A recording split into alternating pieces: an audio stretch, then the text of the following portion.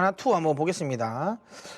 58,700원 15% 많이 올랐는데 내년 초 상승할 수 있을까요? 라고 질문 주셨습니다. 일단 내년 초 상승할 수 있을 것 같다. 다만 IT 섹터라든지 그러면 시장에서 그때 당시 핫할 수 있는 섹터들 대비해서 올라갈 수 있을까라는 건 의문입니다. 일단 기본적으로 하나투어 같은 경우는 다들 아시는 것처럼 이제 우리가 이제 한일 관계가 좀 경색되면서 하락을 좀 했는데요. 여러분 근데 이걸 잘 아셔야 되는 게 그러니까 저는 화장품 또 이야기를 드렸던 게 그러니까 한중 관계가 안 좋았기 때문에 화장품주가 안 좋았다라는 게 물론 맞을 수는 있는데요.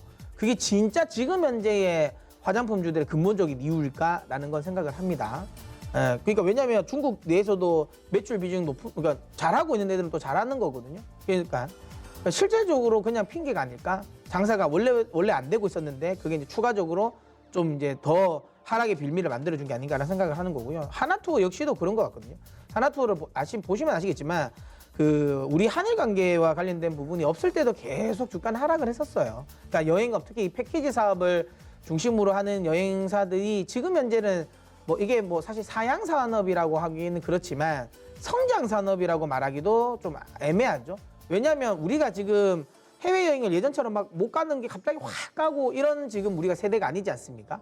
오히려 저희는 그러니까 1차적으로는 예전에는 처음에 이제 해외여행을 많이 가지 않았을 국민들이 많이 가지 않았을 시대 같은 경우는 어떻게 할지도 모르고 하다 보니까 기본적으로 그냥 패키지 여행을 많이 가죠. 맡기고 그냥 알아서 그냥 가는 쪽으로 가다가 패키지 여행이 좀 불편하다는 거라든지 쇼핑을 너무 많이 하는 거 이런 것들을 쭉쭉쭉 보면서 이제 패키지 여행을 갔다 오신 분들은 요즘에는 워낙 또 SNS가 잘 돼 있으니까 사실 여행 가보시면 아시겠지만 택시 그냥 그러니까 동남아 같은 그랩으로 잡고 미주 가면 그냥 우버로 잡아서 그냥 이동하면 되고 그다음에 워낙 구글 지도도 잘 돼 있잖아요. 그거 인터넷에 다 치면 진짜 그 다 주소 다 갈 수 있습니다.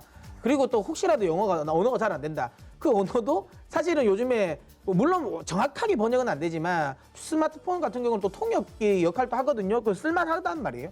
혼자 할 수도 있고 SNS도 워낙 발달되어 있다 보니까 현지에서 자기들끼리 거기서 만나서도 또 하고 그러니까 기본적으로 여행 문화 패턴 자체가 개인이 가는 문화가 워낙 많이 발달되다 보니까 패키지 산업 자체가 아무래도 좀 성장성이 좀 꺾여 있는 흐름이라고 보시면 됩니다. 거기에 맞게 주가 자체도 그렇게 흘러내려왔고요. 근데 거기에 추가적으로 어쨌든 이 하나투어 같은 근데 저는 개인적으로 하나투어가 물론 일본 쪽의 여행 상품과 관련된 부분에 충격을 받을 수 있다고는 보는데 크게는 그 생각은 사실은 안 했거든요. 왜냐하면 하나투어를 통해서 우리가 가는 쪽은 별로 많이 없어요. 일본 관광객들도 사실 하나투어를 통해서 우리나라를 입국한 사람들 사실은 잘 없습니다. 그러니까 우리나라와 일본의 여행은 순수하게 거의 개인 여행들이 상당 부분 많기 때문에 저는 이쪽은 좀 이게 너무 이렇게 많이 떨어지는 게 과도하지 않았나라는 생각을 하긴 합니다. 하지만 어찌되었던 간에 이 일본 관련 문제가 전혀 영향을 미치진 않았다라고 보시면 되고요. 근데 이게 좀 경색이 좀 풀려나갈 거라고 보기 때문에